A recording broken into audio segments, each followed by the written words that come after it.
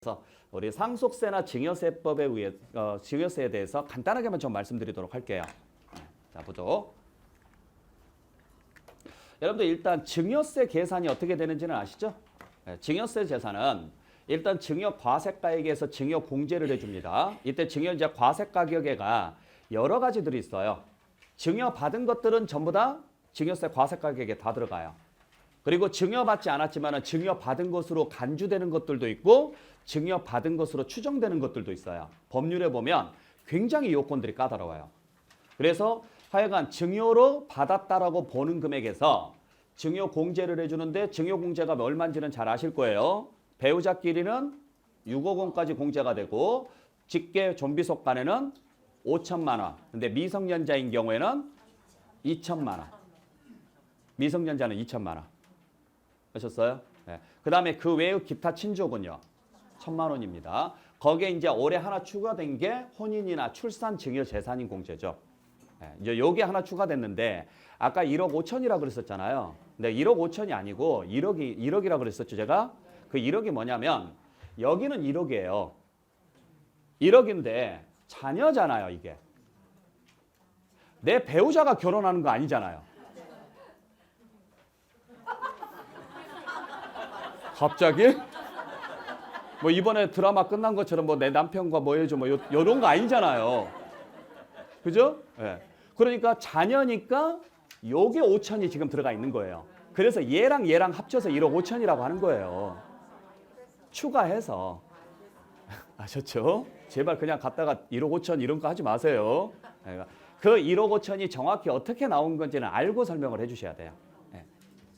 자, 거기에 증여재산가액을 평가하기 위해서는 보통 감정을 많이 받습니다. 감정을 받을 때 그때 발생하는 수수료를 공제를 해서 과세표준을 구한 다음에 그 과세표준 금액이 50만 원 이하면 미만이면 세금 없습니다. 솔직히 50만 원 미만이면 그게 증여겠냐고요.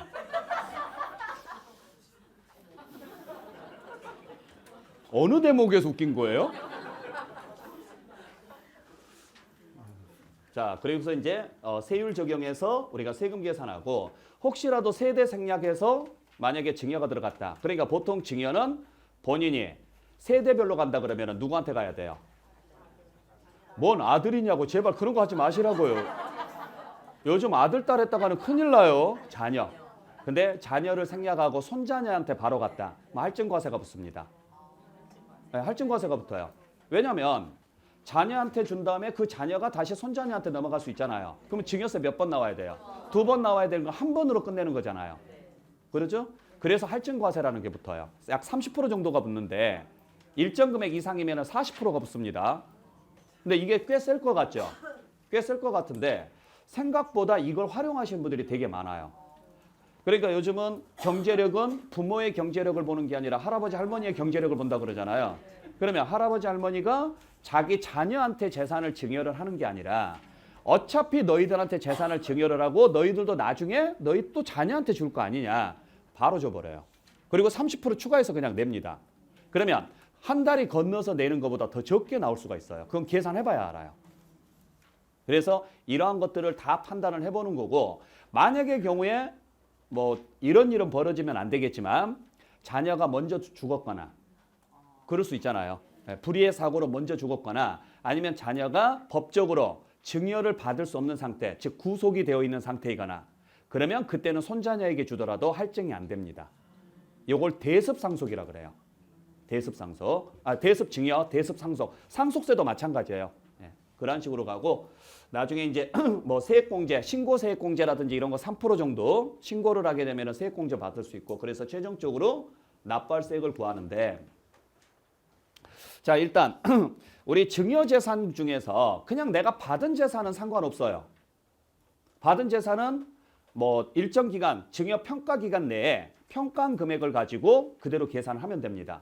그래서 아까 말씀드렸던 것처럼 뭐 매매 사례나 감정을 받은 금액이 있으면 그 금액을 쓰고 그런 게 없으면 그냥 공시 가격을 쓰고 자 거기에 추가해서 아까 말씀드렸던 것처럼 싸게 샀거나 비싸게 팝니다. 그죠? 저가로 양수를 했거나 고가로 양도를 합니다. 그러면 그만큼 나한테 뭐가 생겨요? 이익이 생겨요. 이익이 생기는 거잖아요. 그러면은 그 부분에 대해서 예를 들어서 제가 여러분들한테 10억짜리인데 6억에 사요. 그러면 4억만큼 싸게 샀으니까 4억에 대한 이익이 생긴 거죠. 만약에 제가 여러분들한테 10억짜리인데 15억에 팔아요. 그러면 5억만큼 이익이 더 생긴 거잖아요. 취득가액 대비 말고 취득가액 대비 말고 취득가액은 예를 들어서 놔두고 현 시세가 10억인데 15억에 판다고요. 그러면 여러분들이 미치지 않고서는 그거 15억에 살 이유가 없어요. 현 시세가 10억인데. 근데 거래가 이루어졌다? 그러면 그냥 둘 사이에 모종의 거래가 있었던 걸로 봐요. 그래서 내가 그 받은 이익에 대해서 증여재산가액으로 보는데 아까 말씀드렸던 것처럼 그때 증여재산가액은요. 시가의 30%나 3억 원 중에서 적은 금액 이걸 넘어가면 증여로 봅니다. 아시겠나요? 네. 그러니까 아까도 말씀드렸었죠? 시가가 10억인데 6억에 취득을 했다. 자, 그것도 누구한테 취득을 했느냐? 특수관계인한테 취득을 했다. 라고 가정을 했었을 때 그러면 일단 취득세 문제가 생길 것이고요. 매매로 취득을 했다라고 가정을 했었을 때 취득세 문제가 생길 것이고 그 다음에 무슨 문제가 생겨요? 증여세 문제가 생기는데 취득세는 원래 실거래가인 6억으로 가야 되는데 특수관계인으로부터 취득을 했고 시가보다 싸게 취득을 했으니까 취득세가 낮게 나오잖아요. 그러면 부당행위에 걸립니다. 그래서 3억이나 5%가 넘어가면 부당행위로 봐서 10억에다가 세율 곱해가지고 취득세 내는 거고요. 그 다음에 10억짜리를 6억에 취득했으니까 4억만큼 무상이익이 생긴 거잖아요. 거기에 대해서 증여세 문제가 생기는데 그때 증여 문제는 시가의 30%인 즉 3억이나 또는 3억 중에서 적은 금액이니까 결국 3억이죠. 3억을 뺀 나머지 얼마? 1억에 대해서 세율 곱해가지고 증여세를 내셔야 된다. 그러니까 어차피 취득세는 내야 되는데 증여세까지 내기 싫다면 증여세는 내기 싫다면 30%를 벗어나지 마시라고요. 아니면 두 개의 차이가 3억 원 이하이거나. 근데 이게 그러면 특수관계인이 아니면 어떻게 할 것이냐. 그죠? 그러면 이건 규정이 특수관계인이 아니었을 때는 이게 적용이 될 거냐 안 될 거냐 이 문제가 생기거든요. 특수관계인이 아니어도 적용을 해줍니다. 주로 누구랑 거래할 때일까요? 특수관계인이 아닌데 이런 거래를 한다. 예? 애인.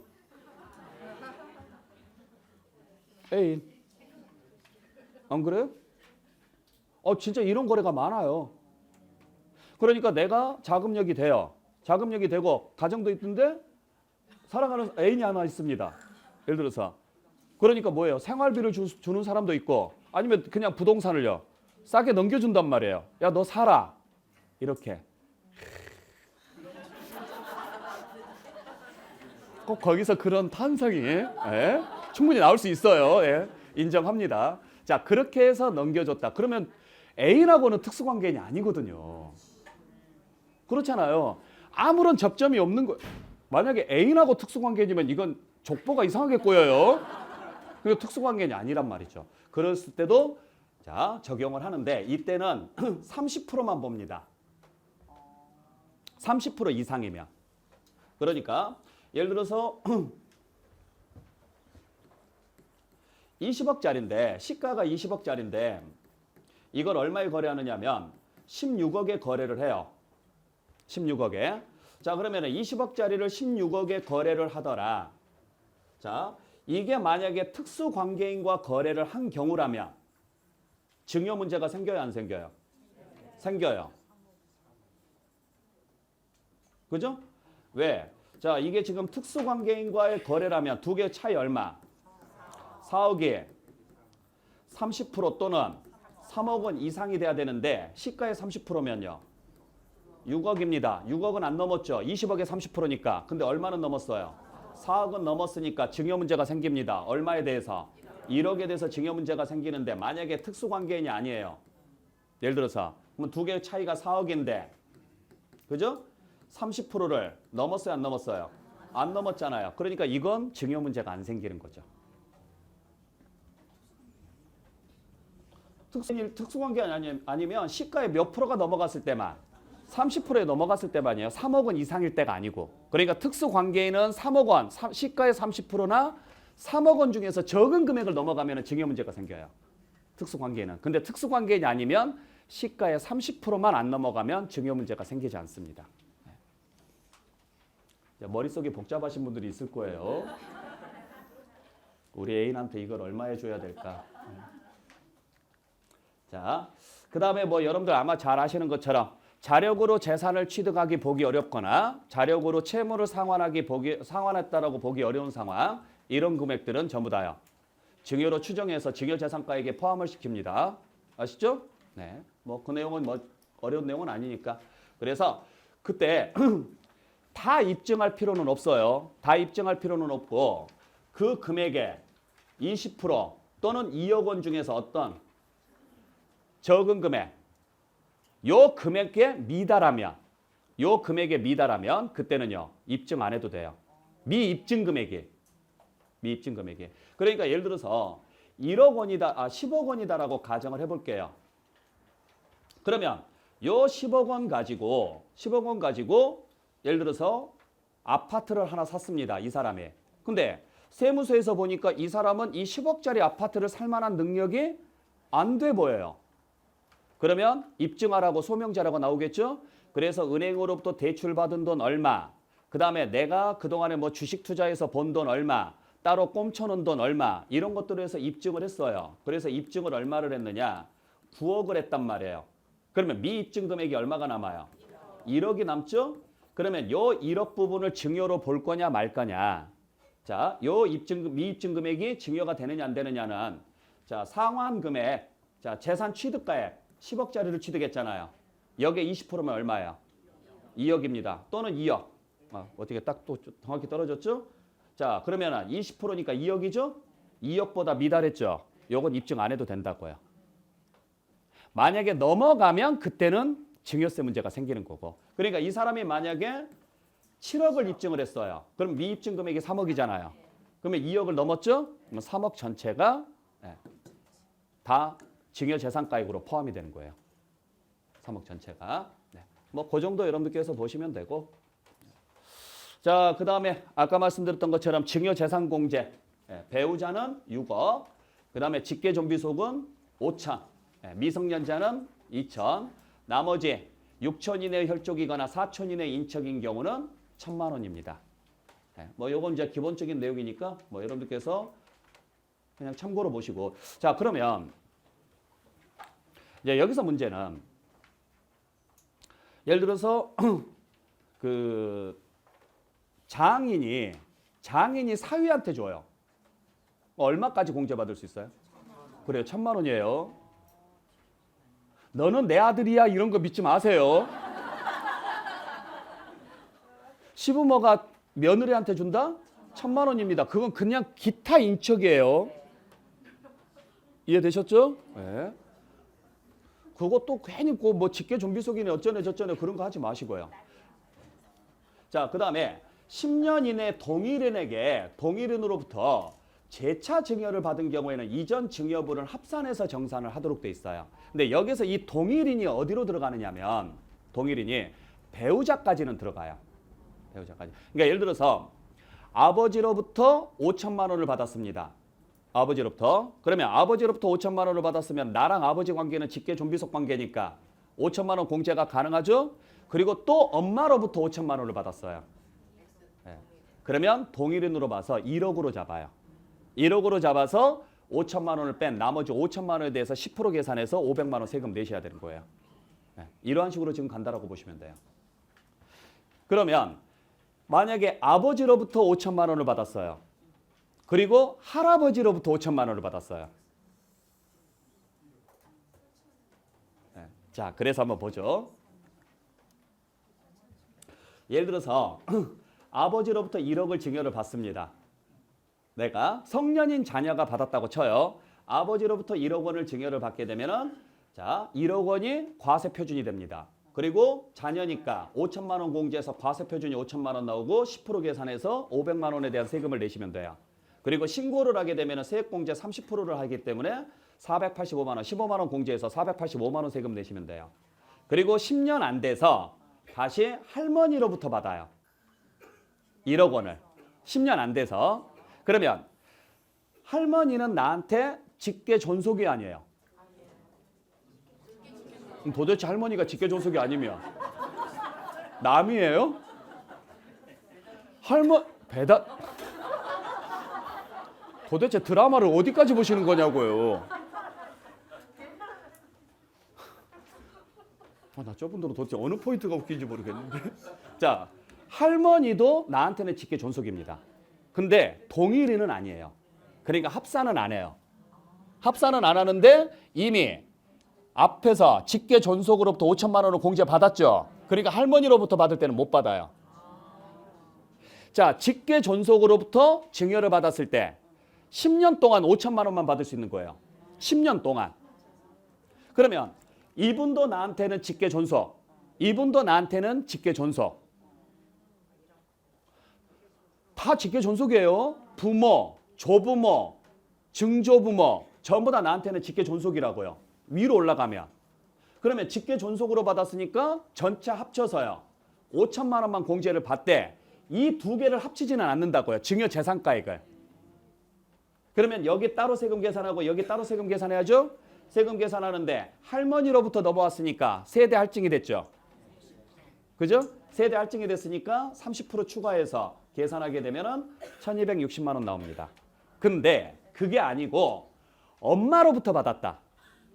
예를 들어서 할머니가 아니고 예를 들어서 엄마로부터 받았다. 1억 원을. 그러면 이미 아버지로부터 받은 거 1억 있죠. 그거 합쳐진다고요. 그걸 합쳐야죠. 무슨 말인지 아셨어요? 그래서 2억 원이 되는 거고 합쳤으니까 5천만 원 다시 해줘야 되겠죠? 그래서 계산을 쭉 하게 되면은 그때는 480, 계산을 했을 때 이미 납부한 세금, 요때 냈던 세금 이 금액을 합쳤으니까 요때 냈던 세금을 빼줘야 되잖아요. 그래서 계산하면은 약 1,450만 원 냅니다. 이런 식으로. 네. 자, 그래서 우리가 어떠한 식으로 지금 넘어가느냐 이제 이런 것들을 여러분들께서 잘 좀 확인을 좀 해주시면 될 것 같아요. 그러니까 세금 계산할 때 아버지로부터 받고 어머니로부터 받을 거냐, 아버지로부터 받고 조부모로부터 받을 거냐, 네. 요걸 판단을 잘 해주셔야 돼요. 이 내용을. 그러니까 지금 딱 보시면은요 어때요? 조부모한테 받는 게 약 한 200만 원 정도 싸죠? 이게 지금 1억으로 잡아서 그렇지 10억으로 잡으면 내용이 또 틀려집니다.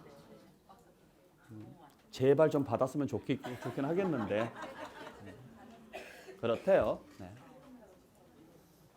그러니까 증여공제는 여러분들이 잘 알아요. 근데 실제로 증여공제를 어떻게 적용하는지를 생각보다 모르세요. 대부분의 사람들이 그냥 그런가 보다 이렇게 가요. 그래서 보통 우리가 이제 그런 이야기들을 많이 하잖아요. 만약에 자녀가 태어나면 10년짜리 2천만 원 적금을 들으라고요. 10년짜리. 아니면 2천만 원짜리 주식 계좌를 열어줘요. 배당주로. 태어날 때. 그리고 태어날 때 이 애 이름으로 주식 계좌를 만들어서 2천만 원을 넣고 증여 신고를 해버립니다.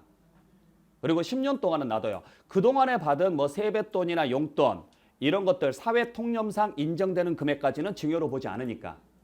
그건 아무 상관없어요. 그건 따로 통장 계좌 만들어 놓고 얘 이름으로. 하여간 증여 신고를 딱 2천만 원을 해놓고 냅둬요. 그러면은 10년 동안 배당이 계속 나오겠죠. 그건 얘 이름으로 나오는 거니까 증여 금액이 아니에요. 그리고 나서 그 통장은 그대로 놔두고 다시 10년 딱 10살 되던 해 다시 2천만 원을 추가로 더 넣습니다. 그 계좌에. 그리고 신고를 넣어요.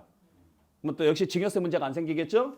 그러면 총 통장에 4천 들어가 있고 배당받은 금액 또는 주식과 주가 인상된 금액 그건 뭐 순수하게 얘 거예요. 그리고 20살 때 5천을 추가합니다. 이제 통장에. 그러면 순수하게 9천은 들어가는 거죠. 순수하게.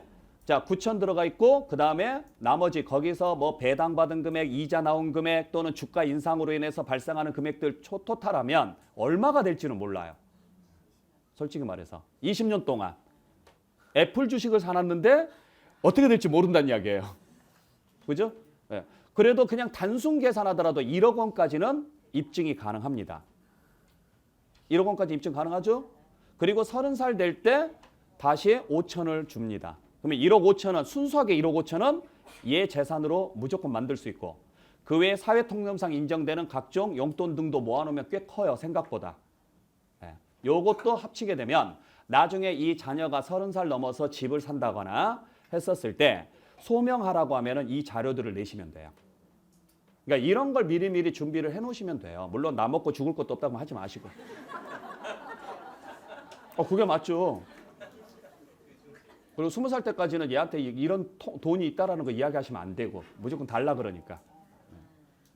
그러니까 이런 것들이 되게 단순한 방법이고 그리고 뭐 아까도 말씀드렸지만은 부모님이 자녀들한테 재산을 이전시킬 때 늘 고민해야 되는 게 그거라 그랬잖아요. 상속으로 줄 거냐 증여로 줄 거냐.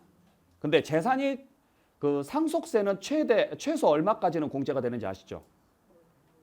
사망하신 분의 배우자가 살아계시면 10억까지가 공제가 돼요.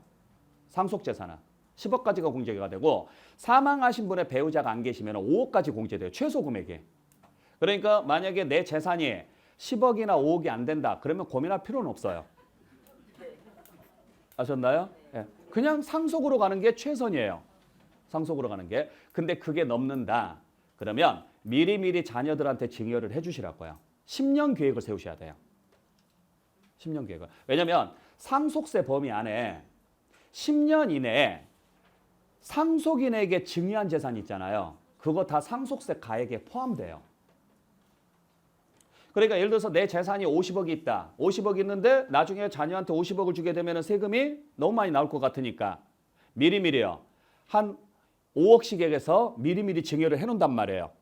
그래서 한 30억 정도 증여를 해놓은 다음에 나중에 죽을 때 20억만 상속을 해줘요. 이래서 상속세 부담을 줄여주겠다라고 생각을 하신 분들이 계시는데 사망일로부터 계산을 해서 소급해서 10년 이내 증여된 것들은 무조건 상속세 과세가액에 다 들어가요.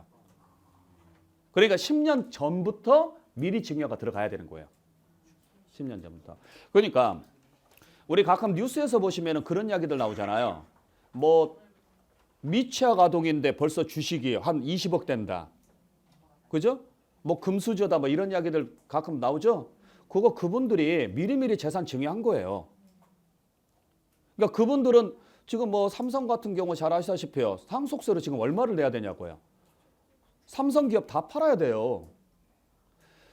1천억, 즉 다시 말해서 1조면 상속세가 5천억이에요. 근데 이건희 회장, 고 이건희 회장 재산이 1조가 넘거든요. 그러니까 그거 만들려고 지금 뭐 이거 매각하고 저거 매각하고 5천억 만들기 위해서 지금 별짓을 다 하는 거예요. 그래서 요즘 뉴스에서 논란이 된 게 그런 내용인 거죠. 그러니까 그 전에 미리미리 뭐 해주는 거예요? 재산을 증여를 하고 증여세를 조금 내더라도 그리고 미리 재산을 증여를 했었을 때 상속세 과세가액에 포함이 되더라도 미리 재산을 증여하는 게 좋습니다. 자, 인플레이션 하에서 지금 진행이 된다라고 가정을 했었을 때 예를 들어서 자, 이때 사망을 해요. 자, 이때 사망을 하는데 이때 재산가액이 상속 재산가액이 총 50억이에요. 총. 그러면 50억에 대해서 상속세 계산해서 내야 되는 거잖아요. 근데 요 50억 중에서 자, 부동산이 있는데 이 안에가 부동산이 있는데 현 시세는 얼마냐? 현 시세는 10억입니다. 예를 들어서 근데 이 부동산이 이때 당시 시세는 4억이에요. 4억. 그래서 지금 상속 당시에는 10억이고 10억까지 합쳐서 지금 얼마예요? 50억인데 요때 증여를 미리 해요. 그러면 증여세 내야 돼, 안 내야 돼요?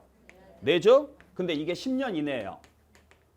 그러면 이게 포함이 되고 포함돼서 계산된 상속세에서 얘를 냈던 금액을 빼줘요. 아셨나요? 그때 포함될 때 이 금액으로 포함돼요. 이 금액으로. 그러니까 50억이 아니라 44억이 되는 거예요. 상속 재산가액이. 무슨 말인지 아셨어요? 그러니까 지금 현재 현금 40억에 부동산 10억이 있다. 그래서 이 상태로 상속을 해주면 50억이죠. 근데 현금 40억밖에 없다. 부동산은 그 전에 이미 4억일 때 증여를 해줬다. 그러면 여기에 더해지는 금액은 4억만 더해지는 거예요. 그러니까 이런 것들도 활용을 해보시는 게 훨씬 낫다라는 이야기죠. 그러니까 되도록이면 사전에 미리미리 증여를 해놓는 게 나중에 상속세 부담을 줄일 때 훨씬 더 도움이 많이 됩니다. 그러한 것들은 여러분들 한 번 정도 생각을 해보실 필요가 있고 자 그리고 이제 이게 올해 신설된 내용이죠. 네. 혼인, 출산, 증여재산 대한 증여재산에 대한 공제인데, 자, 각각 1억씩입니다. 그래서 혼인했었을 때 주는 돈. 근데 여러분들 여기서 되게 재밌는 게 자녀가 결혼을 해요. 그러면 축의금이 들어올 거 아니에요. 그죠? 근데 자녀 명의로 들어온 축의금 있죠. 자녀 명의로. 그건 증여재산이 아니에요. 아니에요. 문제는 부모 명의로 들어온 축의금 있죠. 그래서 부모 명의로 받은 축의금을 자녀한테 줍니다. 요건 증여일까요? 아닐까요? 그건 증여입니다. 그건 증여예요. 근데 부모 명의로 들어온 그 축의금이 대부분은 5천만 원이 안 될 거 아니에요. 물론 넘는 사람도 있겠지만 안 되니까 별 문제가 안 생겼지만 만약에 부모 명의로 그동안에 내가 나가서 뿌린 돈들 있잖아요. 그걸 회수하는 거란 말이에요. 근데 그게 한 2억 정도 들어왔다. 부모 명의로. 그리고 니들 결혼했으니까 자 이거 갖다 써 라고 주더라. 그러면 이건 증여 문제가 생겨요. 그러니까 그냥 본인이 통장 만들어 놓고 뭐 하셔야 돼요? 카드해서 니들 알아서 써 하고 주는 게 맞죠. 되도록이면 멀리 떨어져 있지 않는 장소에서 살면서. 뭐가 독해요. 며느리나 사위가 싫어하긴 하겠지만. 자, 그래서 우리가 결혼을 하거나 또는 자녀가 출산을 했다. 그랬을 때 그 축의금이라든지 또는 도움을 주기 위해서 얼마 정도를 주더라. 그러면 최대 1억 원까지 두 개 합쳐서 최대 1억 원이에요. 아시겠나요? 요거 1억 따로, 이거 1억 따로 해서 최대 2억이 아니고 두 개 합쳐서 1억입니다. 그래서 결혼할 때 5천, 그 다음에 자녀가 출산했었을 때 5천 이렇게 주면 두 개 합쳐서 1억이니까 1억까지는 문제 없습니다라는 이야기예요. 거기에 이제 자녀 공제 아까 앞에서 5천 있으니까 합쳐서 최대 1억 5천인 거죠. 그렇게 보시면 돼요. 자, 근데 요 증여재산 공제, 혼인에 대한 증여재산 공제를요. 만약에 이게 혼인이 깨졌다. 깨질 수도 있죠. 안 그래요? 자, 이게 지금 언제냐면 혼인일 전후 2년 이내 증여받은 거예요. 그러니까 혼인 전 2년 이내 받은 것도 공제를 받을 수 있다는 이야기예요. 그러면 서로 약혼해서 우리 혼인하자 이 상태에서 받아도 공제를 받을 수 있다는 이야기예요. 아셨어요? 예. 근데 그래 놓고 나서요. 만약에 뭐 만약에 이제 그 약혼자분이 사망해서 혼인을 할 수가 없거나 또는 뭐 이 사람이 이제 여기 민법상 약혼 해제 사유 아마 다 아실 겁니다. 굉장히 많습니다. 뭐 정신병, 불치병 뭐 이딴 것도 있고요. 다른 사람과 간음했다 뭐 이딴 것들도 있고. 하여간 뭐 이래가지고 약혼이 깨졌다. 그러면 이걸 반환을 해줘야 돼요. 받은 걸 다시 반환을 해주라고요. 안 그러면은 공제받은 것에 대해서 가산세 붙여서 세금 때립니다. 그 반환은 언제까지 하느냐? 3개월 이내에 다시 돌려주셔야 돼요. 통장으로 돌려주셔야 돼요. 입증을 하셔야 되니까. 그리고 통장에다가 증여받은 금액 반환이라고 쓰시는 게 맞아요. 그게. 그러니까 통장에 뭐로 적혀 있느냐가 되게 중요해요. 예를 들어서 여러분들께서 월급을 받는단 말이에요. 그 월급을 내 통장으로 받아서 배우자한테 준다라고 했었을 때 이걸 월급 해가지고 이렇게 주는 것과 생활비 이렇게 해서 주는 것은 틀려요. 느낌이. 생활비라고 적어서 주는 게 훨씬 나아요. 나중에 증여 문제가 안 생기거든요. 근데 뭐 생활비를 20억씩 준다 그러면 그건 문제가 생기겠죠. 네. 자, 뭐 이 내용은 뭐 크게 문제될 내용은 없고 여러분께서 모르셔도 되고. 자, 그리고 이제 이게 뭐 증여인제 재산, 혼인 증여 재산 공제 이거 말고 일반적으로 증여받은 재산을 받아놓고 보니까 이건 안 되겠다고 해서 반환을 시킬 때가 있어요. 반환을 하더라도 취득세 문제는 생깁니다. 문제는 증여세 문제를 안 생기려면 언제까지 반환하시면 되느냐면 신고기간 내, 즉 3개월 이내 반환을 하게 되면은 처음 증여받은 것도 증여세 안 내고 다시 돌려주는 것도 증여세 안 내요. 아셨어요? 근데 신고기한이 지나고 3개월 이내 반환을 하잖아요. 예를 들어서 4월 달에 증여를 받아요. 그러면 7월 말까지, 그 다음 10월 말까지 이렇게 가거든요. 이 사이에 증여받았다가 다시 반환을 했다. 그러면 증여받은 것도 세금 없고 반환하는 것도 세금 없고. 근데 이 사이에 이미 신고 기간이 지나고 나서 3개월 이내 반환했다. 그러면 처음 증여받은 것, 내가 증여받은 것은 세금 내야 돼요. 그리고 반환하는 행위는 세금 안 내요. 근데 여기까지 지나고 나서 반환했다? 둘 다 세금 내셔야 돼요. 그러니까 혹시라도 증여받은 재산에 대해서 부담이 되거나 문제가 생겨서 반환을 해야 된다면 신고기간 내에 반환하시는 게 좋고 신고기간이 지나더라도 3개월 이내는 반환하시는 게 제일 낫습니다. 자, 그래서 증여에 대한 부분까지 여러분들 간단하게 좀 살펴봤습니다. 자, 뭐 뒤에 뭐 상속에 대한 부분도 좀 있고 하는데 이건 나중에 여러분들 정리하도록 할게요. 나중에. 네, 또 기회가 되면 그때 가서 정리하도록 하겠습니다. 시간이. 자, 그래서 마지막 아까 제가 여러분들한테 했던 말. 네. 뭐 글귀가 너무 좋더라고요. 내용을 읽어보니까. 여러분들 앞으로 많은 어려움들이 있을 거예요. 뭐 저보다 인생 선배시고 많이 살아오셨고 많이 겪어오셨기 때문에 앞으로 남은 기간 동안 또 남은 삶 동안 더욱더 힘을 내고 희망적으로 살아가시길 바라겠습니다. 그리고 돈 많이 버세요. 건강하시고요. 아셨죠? 마치겠습니다. 고맙습니다.